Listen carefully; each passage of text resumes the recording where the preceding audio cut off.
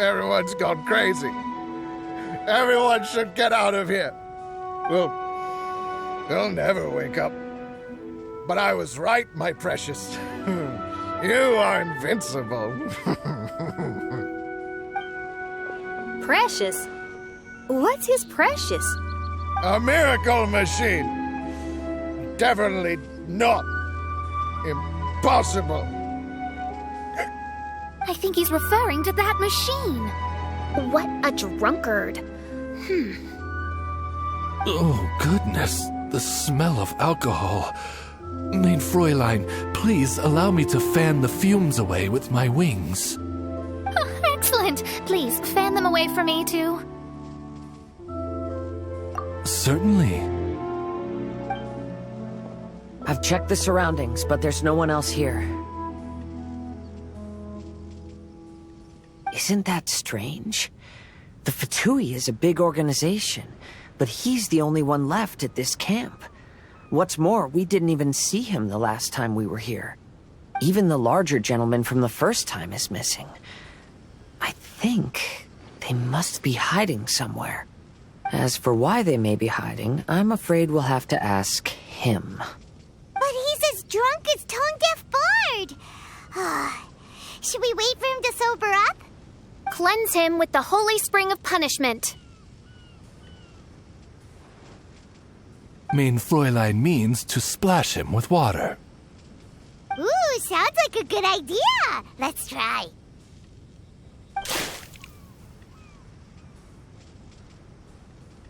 Hey, he opened his eyes.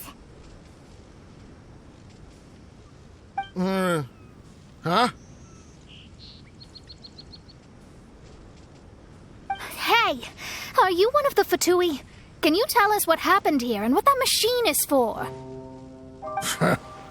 Fatui? Ha! Fatui! Those blockheads from the administration will regret it now. That's what you get for rejecting my research and forcing me to conduct my research on this deserted island. My precious! My precious! Why is he crying? Looks like he has a lot of pent-up emotions. You mocked me! And my precious invention. You don't know anything about the future. Only my invention can help us conquer the world. Idiots. Such idiots.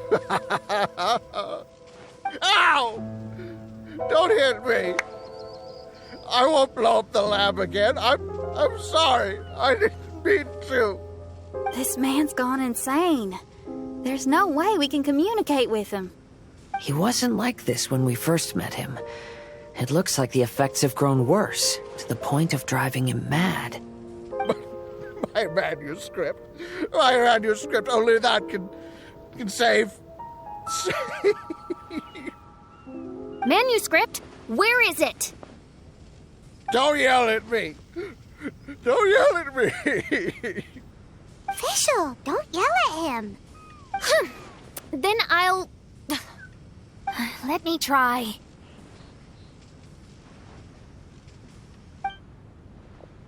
Kind sir, look at me. Now, tell me, where did you hide your manuscript? No, don't force me to write a report. Go away. He's completely lost in his own imagination. Allow me.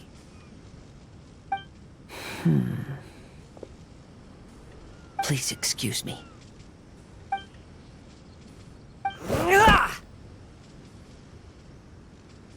Oh! My butt! My brain is finally starting to work again. It's not a mushy mess anymore. Can you tell me where you put the manuscript? The manuscript is in the crack over there. Finally! Otherwise, I was gonna have to blast some of my loudest rock and roll in his ears. Kazuha hesitated for a long time before making a move. He's so nice. Everyone, let's search the stone cracks nearby for the manuscript.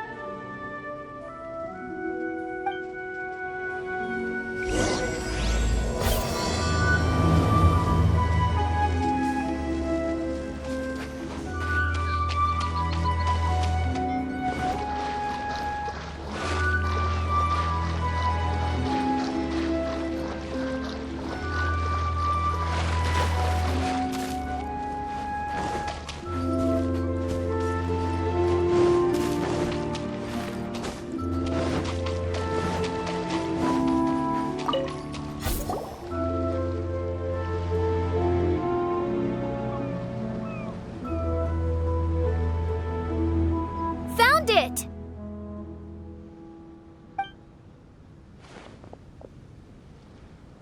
Congratulations!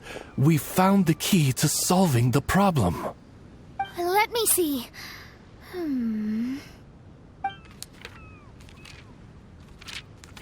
Just as I thought. This machinery, named cognitive mimicry, is capable of altering the state of people's brains. It was invented by the researcher we met earlier. His name is Persakov. According to the manuscript, the Fatui officials did not support Persakov's research. They believed he had taken the wrong path. But Persakov insisted on putting his machine to use. In order to achieve that, he disassembled the machine and used his connections to transport the parts to this deserted island. How did they find this island? The Fatui's intelligence network is not to be underestimated. Persakov was dead set on carrying out his experiments on this island.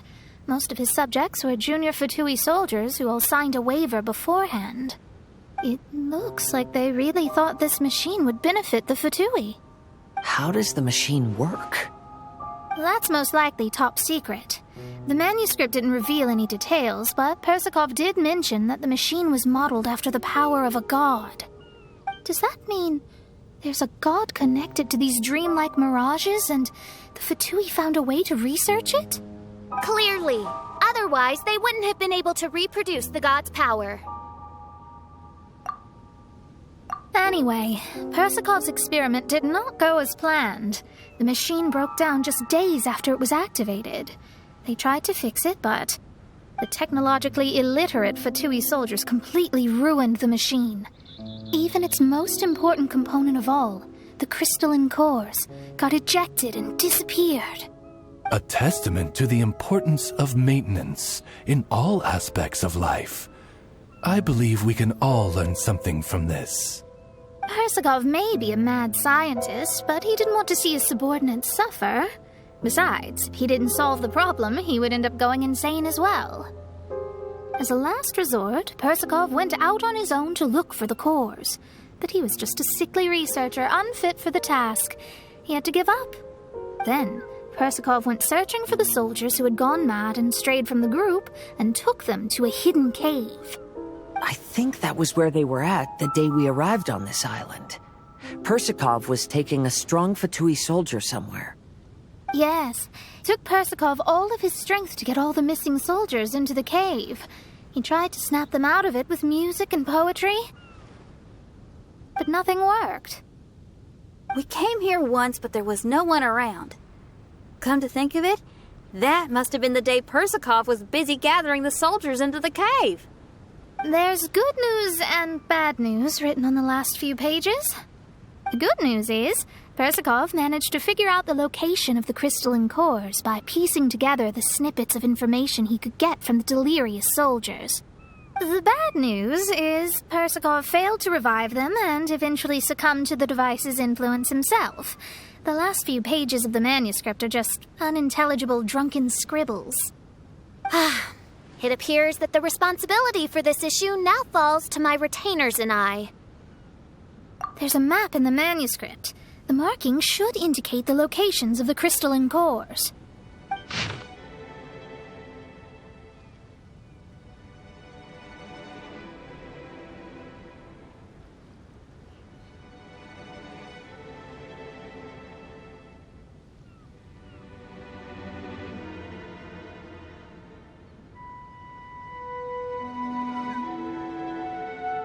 We've got no choice but to find the crystalline cores now!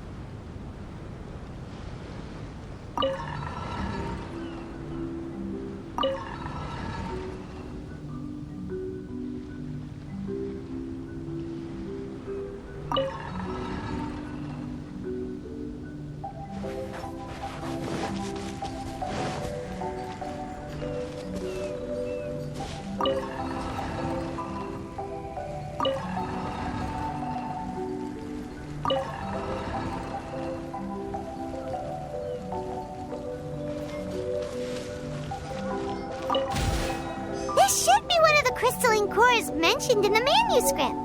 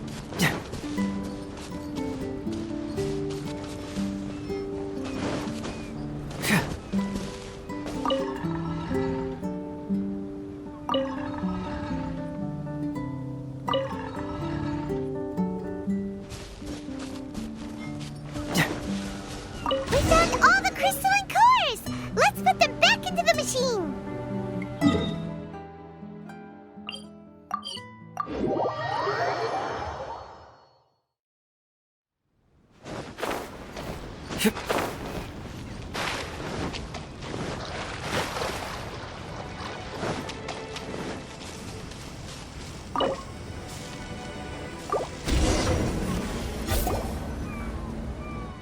inserted all of the crystalline cores, Mona. Is that all we needed to do? I think so. That's what the manuscript says, anyway. Let's give it some time. Hopefully it'll return to normal.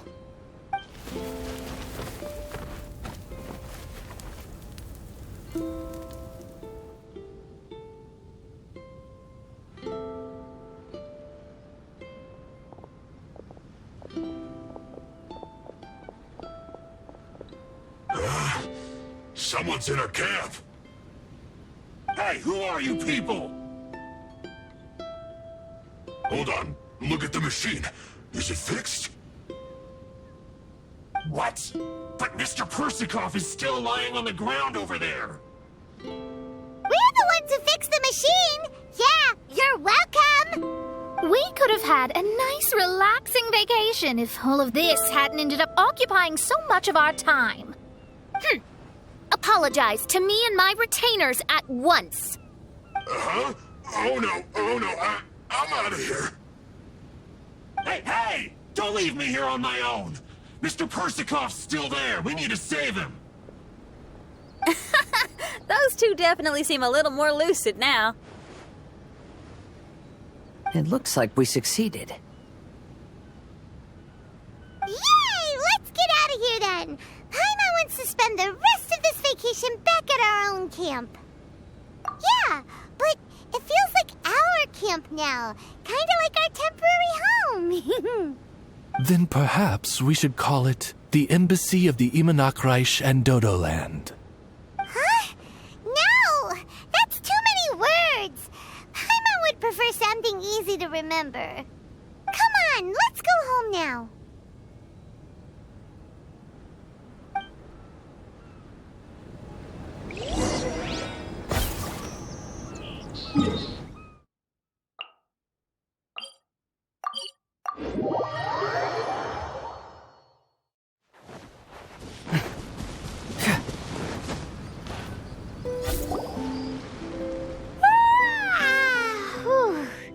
After coming home to a nice big meal, then having a long lie down, Paimon's finally starting to feel relaxed.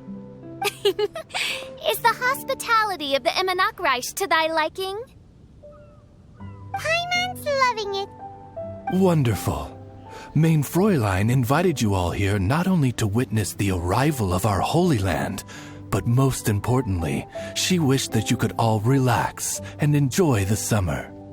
Great. Well, I've come to the right place. I love it here. May this place become an eternal paradise. Main Fräulein says she hopes to go on more adventures with you here in the future. Of course. And you should come find me and Liyue when you get the time. I'll show you around. Oh, also, my friend runs the best restaurant in Liyue. I'm sure you'll love it. If you're into opera, you should go see Yunjin. She's the nicest person, and she likes making friends with new and interesting people. I'm sure the two of you will have plenty to talk about with your shared passion for theatrics. Oh? If Lady Xinyan speaks so highly of it, then I must entertain the idea. Traveler, I have a suggestion. There's a snack called roasted lavender melon in Inazuma, which goes rather well with fish. Why don't we roast some fruit and seafood for dinner tonight? Oh? Did you try it in Inazuma? That's great. You know, I want to follow your example and travel around the world. Hopefully, I can also make good friends along the way. That means a lot coming from you. You're all here.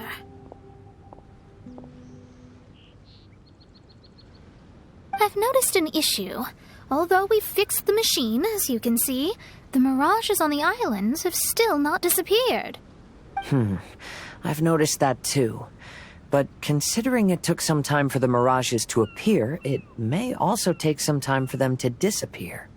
Yes, that's definitely possible. In other news, my scryglass seems to be working fine now. The divination results are also looking about right. Although there are some parts in the results that I don't quite understand. It's as if there is some sort of power surrounding us, and it's still watching us. Do you think it's caused by the machine, or perhaps Persikov? Sorry, I'm also not sure. All I know is that the power is not hostile at the moment. Whatever it is, it doesn't seem to harbor any ill will toward us.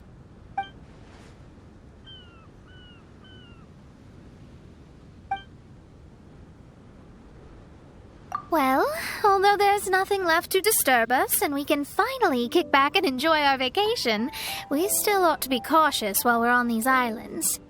I will keep seeing what the stars say every day. I promised Fischl that I'd be her guard. I can help. Good. I'll be counting on you. Goodness knows why those girls are so carefree about everything. I suppose it falls to me to be extra vigilant. Oh, coming.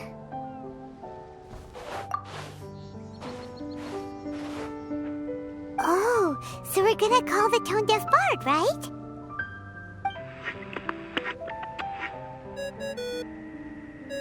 Well, hello there, strangers. You finally called. I thought you were having so much fun that you'd completely forgotten about me. Nope.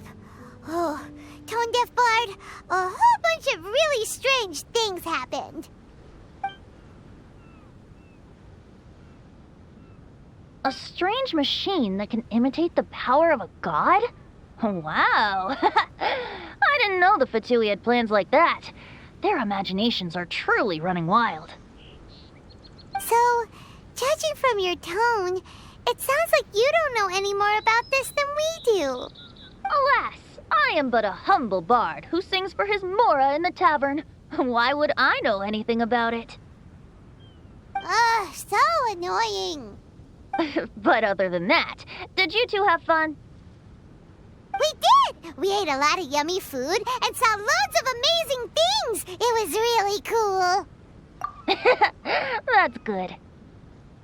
The point of traveling is to record any feelings stirred along the way. As long as you had an unforgettable experience, this journey has served its purpose. As for the mysterious voice, although we don't know who it was, not only did she not harm you, she also helped you to gain a better understanding of each other, right? If you look at it that way, maybe she meant you well.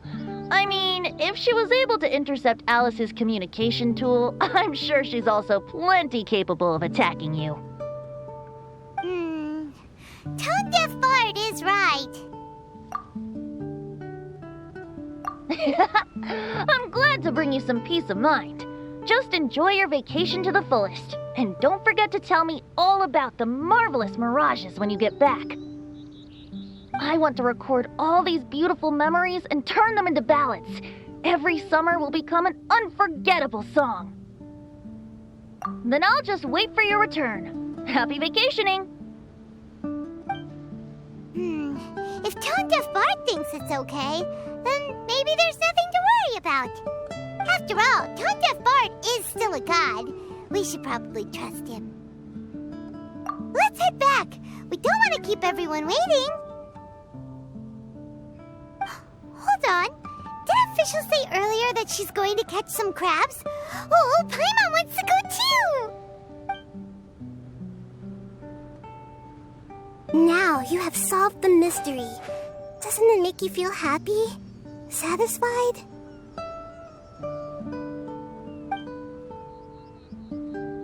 Don't worry, I won't hurt you. I'm just a little bird that sometimes flies by these islands, and am now watching you from far, far away. I just so happened to sense a power here that has something to do with me. I was curious, so I landed on the beach to quietly watch everything that took place on these islands. It was fascinating. The ones who came here to work were so busy, and yet I still saw genuine smiles on their faces from time to time. And then all of you arrived later on, bringing your glorious dreamscapes and wonderful willpower. Your dreams are like the pure and delicate bubbles floating on the water. The more beautiful the illusion, the more it fascinates me. I'm not able to travel myself, but I do admire free spirits like yourself. So, I helped them design a little something for you all. I hope you liked it. As I said, I don't have an agenda. I'm just a little bird. I stopped here to admire your lives, joys, sorrows, and all. You are a special person with a unique and brilliant glow. I decided to communicate with you in this way because I'm really curious about you. There's no need to wonder about my name. Maybe one day in the future, we will meet in another place. When that time comes, I think you'll be able to recognize me.